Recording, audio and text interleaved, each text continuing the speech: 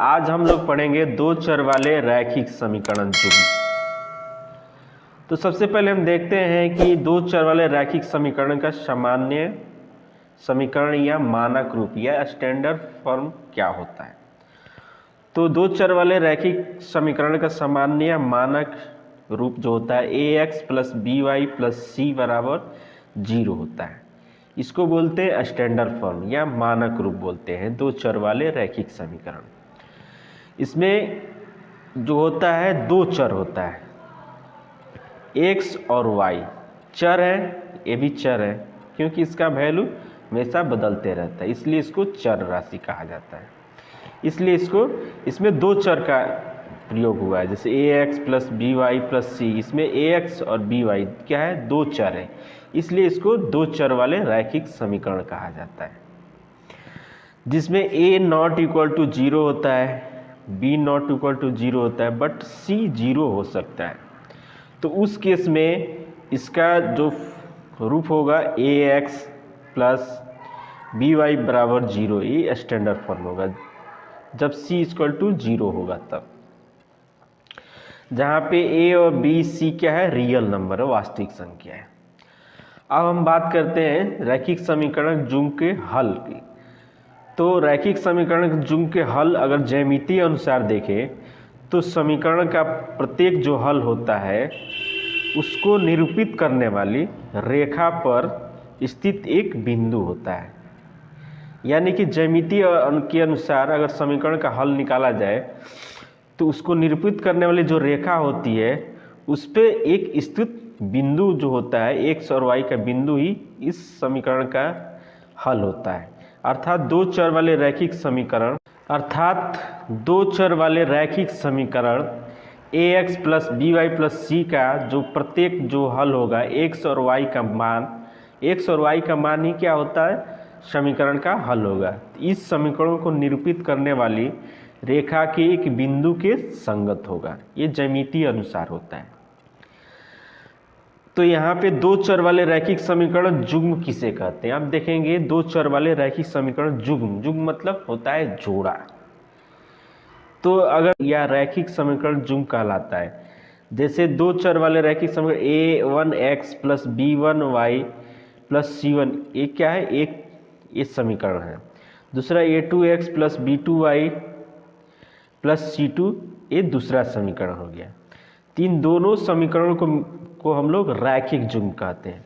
रैखिक युग्म मतलब होता है जोड़ा, यानी कि दो रैखिक समीकरणों को एक साथ लिख दिया जाए तो इसी को बोलते हैं रैखिक समीकरण युग्म कहा जाता है। जहाँ पे a1 b1 c1 a2 b2 c2 real number है और a1 square plus b1 square not equal to 0 है, a2 square plus b2 square not equal to 0 है। अब हम देखेंगे दो चर वाले रैखिक समीकरण का जो ग्राफ होता है कैसा होता है। तो दो चर वाले रैखिक समीकरण ग्राफ रैखिक होता है, इसलिए इसको रैखिक समीकरण बोला जाता है। इनका ग्राफ अगर खींचा जाए दो चर वाले समीकरण का तो इनका ग्राफ एक रेखा में आता है, इसलिए इसको रैखिक बोला जाता है ग्राफ खींचने पे। और दो युग्म रहे यानी कि दो जोड़ा रहे तो उस केस में दो चर वाले रैखिक युग्म का समीकरण का जो ग्राफ होगा कैसा होगा देखते हैं। तो अगर यदि दो चर वाले रैखिक समीकरण युग्म का अगर ग्राफ खींचा जाए तो पहला कंडीशन क्या होगा, दोनों रेखाएं एक बिंदु पर प्रतिच्छेद करेगी। एंड दूसरा कंडीशन क्या होगा, दोनों रेखाएं प्रतिच्छेद नहीं करती अर्थात वे समानांतर होती है, एक कंडीशन होगा।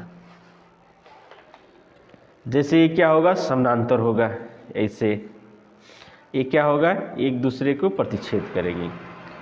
और तीसरा कंडीशन क्या होगा, दोनों रेखाएं समपाती होगी, मतलब एक ही पे इसका समीकरण खींचे। जैसे अगर एक्स वाई अक्ष में रैखिक युग्म का समीकरण खींचा जाए तो या तो एक रैखिक युग्म का समीकरण ऐसे एक दूसरे को प्रतिच्छेद करेगी। तीसरा कंडीशन होगा कि एक दूसरे के समानांतर होगी। दूसरा कंडीशन होगा कि एक ही पे ये समपाती होगी। तो इनके ग्राफ होते हैं, रैखिक युग्म के ग्राफ होते हैं।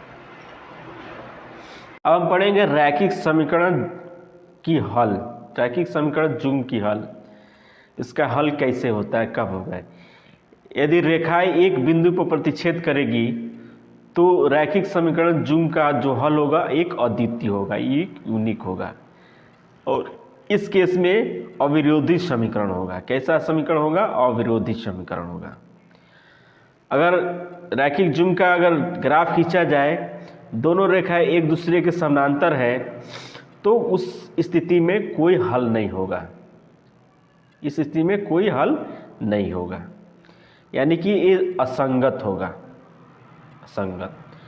अगर रेखाएं सपाती होगी तो उस केस में अपरिमित रूप से अनेक हल होगा। इस तरह से रैखिक समीकरण का जो हल होता है, इस तरह से ग्राफ विधि द्वारा हम लोग निकाल सकते हैं। पहला कंडीशन क्या है, दोनों रेखाएं उसका ग्राफ खींचा जाए रैखिक समीकरण युग्म का, तो अगर एक बिंदु पर प्रतिच्छेद करती है तो उनका एक अद्वितीय हल होगा। अगर दोनों रेखाएं अगर ग्राफ खींचा जाए तो अगर रेखाएं समानांतर होती है, यानी कि इनकी ग्राफ खींचने पे इनकी रेखाएं समानांतर होती है, तो कोई हल नहीं होगा। इस कंडीशन में कोई हल नहीं होगा।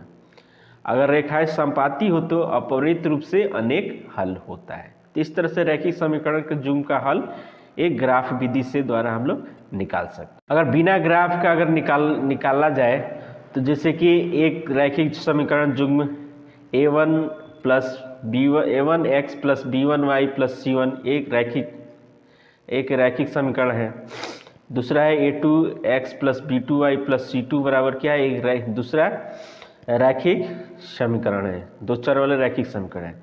अगर हमको हल चेक करना है, तो इसको हल चेक करने का फॉर्मूला है कि a1 बटे a2, a1 और a2 का मान b1 बराबर b2 के बराबर नहीं हो, यानी कि a1 बटे a2 not equal to b1 बटे b2, तो उस केस में क्या होगा, एक अद्वितीय हल होगा, एक अद्वितीय हल होगा। उस केस में ग्राफ क्या होगा, प्रतिच्छेद होगी, यानी कि उनका ग्राफ खींचा जाएगा दोनों रैखिक समीकरणों का, तो ग्राफ प्रतिच्छेदी होगी, यानी एक दूसरे को कट करेगी। तो इस केस में एक हल होगा। दूसरा है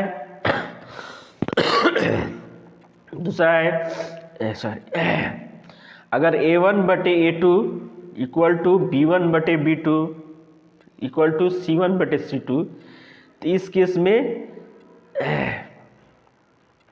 अनेक हल होगा। इस केस में क्या होगा, अनेक हल होगा। और ग्राफ जो इनका होगा समपाती होगी, दोनों रेखाओं का जो हल होगा एक ही रेखा पे होगा, तो इस केस में अनेक हल होंगे। तीसरा केस है अगर a1 बटे a2 इक्वल टू b1 बटे b2 not equal to c1 बटे c2, तो इस केस में दोनों रेखाएं इनका ग्राफ क्या होगा, समानांतर होगी। इस केस में कोई हल नहीं होगा, कोई हल नहीं होगा। तो इस तरह से हम लोग दो रैखिक समीकरण युग्म का हल निकाल सकते हैं। हम लोग चेक कर सकते हैं कितना हल होगा, एक हल होगा कि दो हल होगा कि कोई हल नहीं होगा। इस तरह से ये फॉर्मूला a1 बटे a2 बराबर ये फॉर्मूला लगाकर हम लोग रैखिक समीकरण युग्म की हल को ज्ञात कर सकते हैं। कितना हल होगा, एक हल होगा कि कोई हल नहीं होगा कि अनेक हल होगा, इस तरह से हम लोग ज्ञात कर सकते हैं। रैखिक समीकरण की हल करने की बीजगणितीय विधि। तो रैखिक समीकरण के हल करने की बीजगणितीय विधि तीन है। पहला है प्रतिस्थापन विधि, दूसरा है विलोपन विधि, तीसरा है वज्र गुणन विधि। तो प्रतिस्थापन विधि में क्या करते हैं, x का मान निकालकर, x या y का मान निकालकर किसी दूसरे समीकरण में रख देते हैं। इस तरह से प्रतिस्थापित करके हम लोग इसका हल x और y का मान निकालते हैं, इसलिए इसको बोलते हैं प्रतिस्थापन विधि। दूसरा है विलोपन विधि। विलोपन विधि में क्या करते हैं, दो समीकरण युग्म को लेकर एक्स को विलोप कर देते हैं, एक्स या वाई को विलोप कर दिया जाता है। इसके बाद से एक का मान निकालकर फिर दूसरे में रख देने से इस तरह से रैखिक समीकरण का जुम का हल निकालते हैं, इसको बोलते हैं विलोपन विधि। तीसरा है वज्र गुणन विधि। तो वज्र गुणन विधि में भी इस तरह से निकालते हैं, इसको हम लोग आगे डिस्कस करेंगे। इसके बाद से नेक्स्ट है ग्राफीय विधि। ग्राफीय विधि से भी रैखिक समीकरण जुम की बीजगणित हल निकाल सकते हैं। ग्राफीय विधि से भी रैखिक समीकरण की हल निकाल सकते हैं। इन तीनों विधि के आगे मैं डिस्कस करूँगा। तब तक के लिए इतना है।